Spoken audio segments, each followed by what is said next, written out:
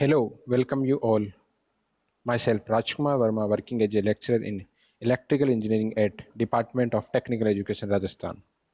Previous lecture जिसके अंदर हमने डीसी मशीन के बारे में स्टडी की थी या उसके बेसिक कॉन्सेप्ट के बारे में भी स्टडी की थी कि जो डीसी मशीन है बेसिकली टू पार्ट्स में होते हैं, एक होता है डीसी जनरेटर और एक होता है डीसी मोटर।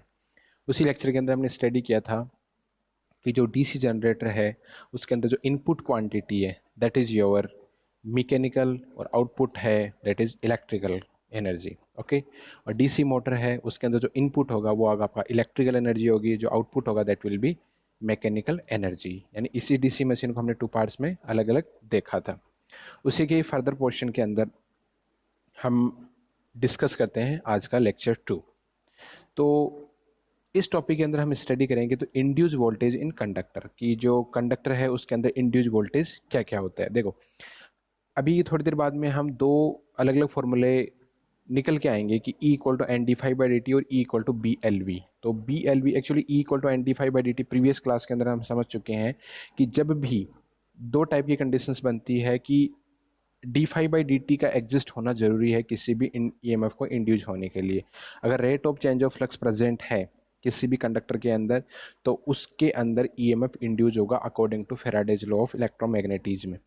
तो ये दो तरीके से पॉसिबल है। पहला है कि आपका जो फ्लक्स है that is function of time T, यानी अगर टी चेंज हो रहा है, फ्लक्स अगर चेंज हो रहा है तो d phi by D t होगा और साइमल्टेनियसली आपका इंड्यूस वोल्टेज भी होगा। पहला तो केस ये था। दूसरा केस ये था कि जिसके अंदर आपका फ्लक्स है that is constant, permanent magnet के थ्रू आपका फ्लक्स प्रेजेंट हो रहा है, लेकिन जो कंडक्टर्स हैं दैट आर मूविंग और देट आर रोटेटिंग। तो रोटेटिंग होंगे तो क्या होगा कि एक पर्टिकुलर पोजीशन पे अगर उसको 5 फ्लक्स अगर सेंस कर रहा है तो दूसरे टाइम टी पे या जब वो मूव कर रहा है तो दूसरी पोजीशन पे उसका फ्लक्स 5 फील हो रहा है, देन 5 देन 5 यानी मैं बोल सकता हूँ कि अगर कंडक्टर्स अगर चेंज हो रहे हैं तो कंडक्टर्स की पोजीशंस अगर चेंज हो रही है तो कंडक्टर की पोजीशन चेंज होने की वजह से उसके अंदर जो उन कंडक्टर्स के ऊपर जो फ्लक्स है उसकी वैल्यू भी चेंज हो रही है और ultimately we can say that D phi by D T changing और simultaneously there will be induction of voltage in those particular conductors. तो उसी की हम स्टडी करते हैं। यानी E equal to N D phi by D T हमने previous class के अंदर समझ लिया था। आज हम स्टडी करते हैं E equal to B L V. इसका मतलब क्या है कि यहाँ पे मैंने क्या किया है कि ये मेरा है एक एन टाइप का पोल है, ये मेरा एस टाइप का पोल है। ओके, और इस एन टाइप से एस टाइप की तरफ में मेरे क्या हो रहे हैं, फ्लक्स लाइन्स ऑफ निकल रही है, एन से एस की तरफ में फ्लक्स लाइन्स मेरी निकल रही है। यहाँ पे एक मेरा एक कंडक्टर मैंने अज्यूम किया है कि मेरा एक कंडक्टर है, रेड मार्किंग जो की है मैंने, ये कंडक्टर है। तो ये जो कंडक्टर है इसकी मैं इफेक्टिव लेंथ मान लेता हूँ एल। एल मेरी क्या है, इसकी इफेक्टिव लेंथ है। और इसका जो क्रॉस सेक्शन एरिया है that is A of C. Cross section area क्या है मेरा, ए ऑफ सी है। तो अगर मैं फ्लक्स फाई, जो परमानेंट मैग्नेटिक की वजह से फ्लक्स आपका कांस्टेंट है वो फाई मिल रहा है, क्रॉस सेक्शन एरिया कंडक्टर का अगर ए सी है तो जो बी होगा वो क्या होगा, मैग्नेटिक फ्लक्स डेंसिटी। और वो किसका किसका और किसका रेशियो होगा, phi divide by A C. यानी फ्लक्स को अगर cross section area of the conductor से अगर डिवाइड करोगे तो जो वैल्यू मिलेगी that is magnetic flux density और that is simply given by B. Okay, तो अब इसके बाद में नाउ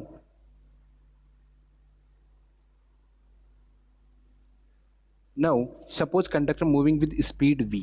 यानी अगर मैं मानता हूं कि जो कंडक्टर है वो अगर आपका मूवमेंट कर रहा है v स्पीड से, यानी उसकी जो वेलोसिटी है मीटर पर सेकंड में है वो v है, तो जो वोल्टेज इंड्यूस होगा वो क्या होगा, E equal to B L और v। यहाँ पे मल्टीप्लीकेशन किसका है, magnetic flux density b, L है आपका effective length of the conductor and V is the velocity through which any conductor is moving in the air gap और in the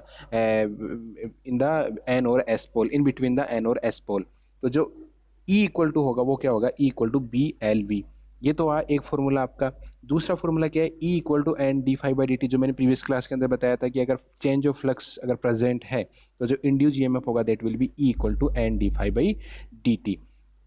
तो यहाँ से हम क्या कंक्लूजन निकालते हैं कि जो इंड्यूस वोल्टेज, अब देखो दो अलग अलग आपके वोल्टेजेज आए हैं। एक वोल्टेज क्या है कि induce voltage in conductor having L length. Okay, ये होता है E equal to B L V. यानी कोई कंडक्टर एल लेंथ का है अगर वो v वेलोसिटी से मूविंग कर रहा है तो उस कंडक्टर के अंदर जो इंड्यूस ईएमएफ होगा that will be E equal to B L V. ये तो हुआ एक फॉर्मूला। ये है कि किसके रेस्पेक्ट में बात करें या किसके रेफरेंस में बात करें, हम कंडक्टर के रेफरेंस में बात करें कि जिसकी लेंथ L है और उसका जो cross section area that is A of C।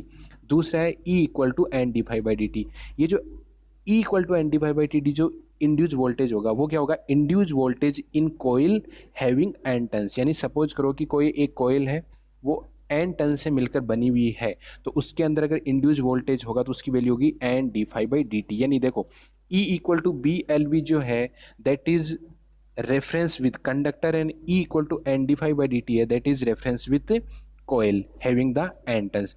दोनों चीज़ें अलग अलग है लेकिन दोनों का जो प्रिंसिपल है दैट इज सिमिलर, यानी E equal to B L V और E equal to N D five by t दोनों जो किस पे डिपेंड कर रहे हैं, दोनों डिपेंड कर रहे हैं किस पे डिपेंड कर रहे हैं, आपके Faraday's law of electromagnetism. Faraday's law of electromagnetism पे भी ही क्या कर रहे हैं, ये दोनों डिपेंड कर रहे हैं। यानी E equal to B L V उसके पीछे का जो कॉन्सेप्ट है that is Faraday's law of electromagnetism, और E equal to N D five by D t जो मिल रहा है उसके पीछे का भी जो कॉन्सेप्ट है that is similar to the Faraday's law of electromagnetism. Okay उसके बाद में अपन फर्दर स्टडी करते हैं। इससे तो E equal to B L V और E equal to N D five by D t का अपना कॉन्सेप्ट समझ में आया।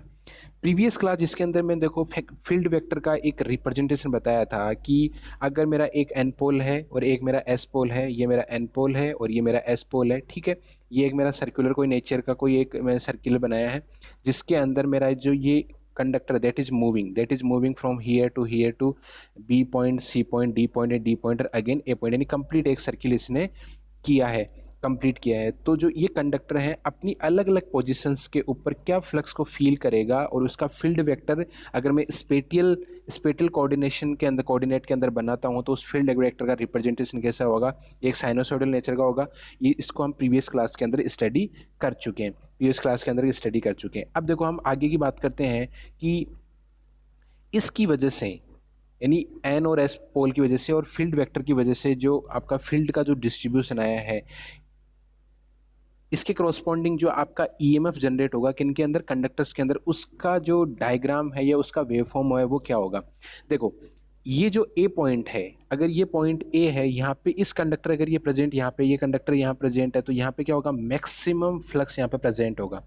जब मैक्सिमम फ्लक्स प्रेजेंट होगा तो उसके अंदर जो ईएमएफ इंड्यूस होगा दैट विल बी मैक्सिमम। तो इस पॉइंट के करस्पॉन्डिंग जो आपकी वैल्यू होगी दैट इज दिस पॉइंट, यानी यहाँ पे अगर यहाँ से अपन ने स्टार्ट किया है तो यहाँ पे जो वैल्यू क्या होगी वो होगी मैक्सिमम। उसके बाद में अगर मैं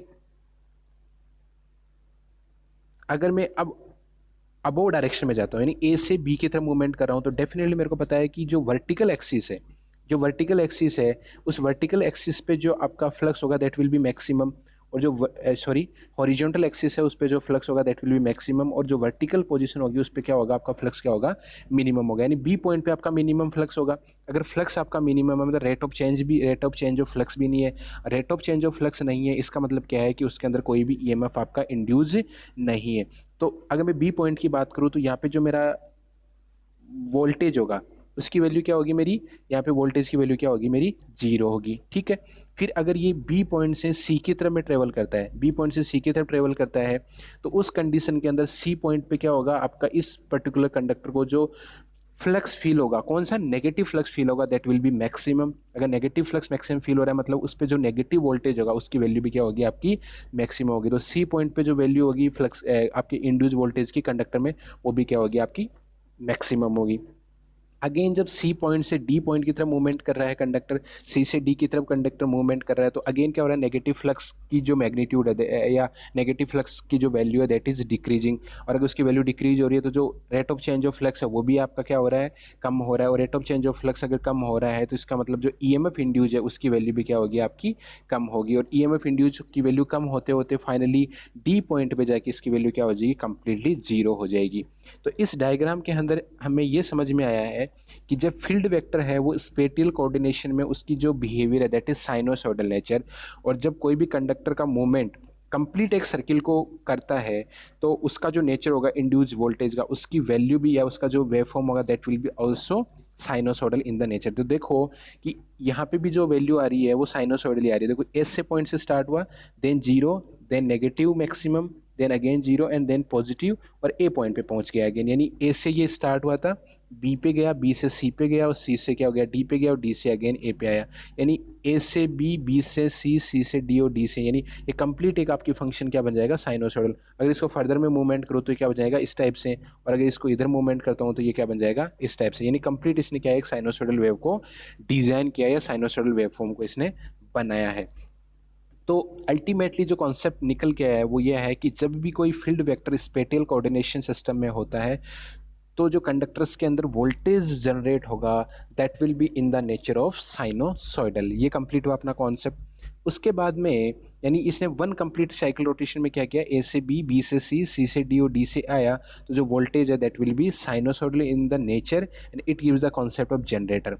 ये सिंपली क्या कर रहा है, कॉन्सेप्ट जनरेटर का दे रहा है। देखो यहाँ पे कंडक्टर्स के रोटेशन होने की वजह से, कंडक्टर के रोटेशन होने की वजह से, कंडक्टर के रोटेशन होने की वजह से क्या हो रहा है, आपका ईएमएफ जनरेट हो रहा है। कंडक्टर की रोटेशन होने की वजह से क्या हो रहा है, आपका ईएमएफ यहाँ पे क्या हो रहा है, जनरेट हो रहा है।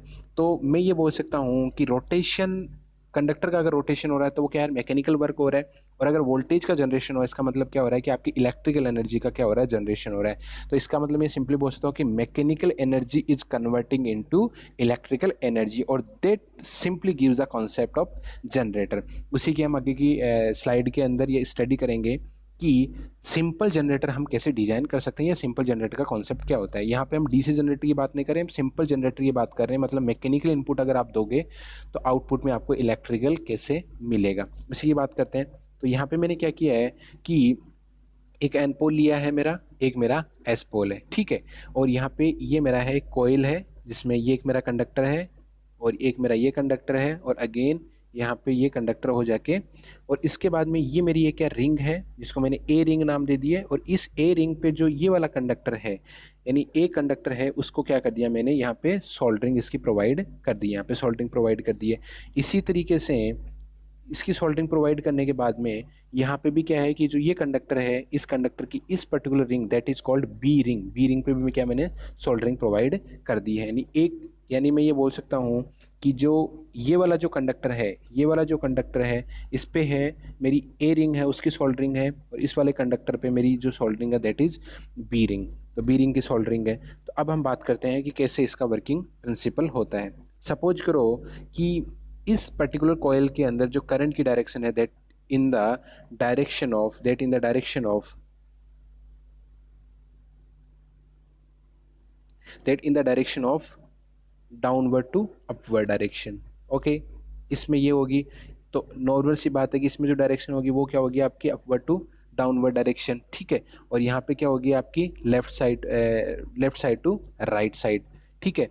तो यहाँ पे क्या होगा, ये मेरे क्या है ब्रशेज मैंने प्रोवाइड किए हैं यहाँ पे। यानी ए जो रिंग है उसके नीचे एक ब्रश प्रोवाइड कर दिया, बी रिंग है उसके नीचे मैंने क्या ब्रश को प्रोवाइड कर दिया, और इन ब्रश के बीच में जो क्या किया मैंने, एक लोड को कनेक्ट कर दिया, एक लोड को कनेक्ट कर दिया। तो इस कंडीशन के हम देखते हैं कि ये कैसे वर्किंग प्रिंसिपल या इसका काम करने का तरीका कैसे होता है। तो हम क्या करते हैं, यहाँ पे जो डायरेक्शन है करंट की वो यहाँ से गई, यहाँ गई, देन यहाँ, और यहाँ से ये बी रिंग से होती हुई, इस ब्रश से होती हुई आपके लोड में होती हुई, ब्रश से वापस ए रिंग में होती हुई अगेन, ये कंप्लीट इसने एक बात को किया है, कंप्लीट एक बात को किया है, ठीक है। तो इस पर्टिकुलर डायरेक्शन में जो वोल्टेज प्रोड्यूस हो रहा है इन कंडक्टर्स के अंदर, इन कंडक्टर्स के अंदर जो वोल्टेज प्रोड्यूस हो रहा है that is maximum voltage, that is maximum voltage. और जब हम इस कंडक्टर को रोटेट करवाते हैं या इस कोयल को रोटेट करवाते हैं और इसको हॉरिजॉन्टल से हम वर्टिकल पोजीशन में करते हैं, वर्टिकल पोजीशन में करने का मतलब क्या है कि इस पर्टिकुलर कंडीशन के अंदर जो दोनों कंडक्टर है वो वर्टिकल पोजीशन पे है, मतलब rate of change of flux minimum है, rate of change of flux minimum या जीरो है, तो वहाँ पे जो इंड्यूस वोल्टेज होगा दैट विल बी जीरो। यानी यहाँ पे जो वैल्यू होगी वो आपकी वोल्टेज की वो क्या होगी, जीरो। यानी मैक्सिमम से क्या हो रहा है, ये डिक्रीज होके जीरो पे पहुँच गया है। फिर उसके बाद में क्या होगा कि जब इसको ये पहले पोजिशन हॉरिजॉन्टल था, देन वर्टिकल हुआ, देन वर्टिकल से अगेन ये हॉरिजॉन्टल पोजीशन पे होगा।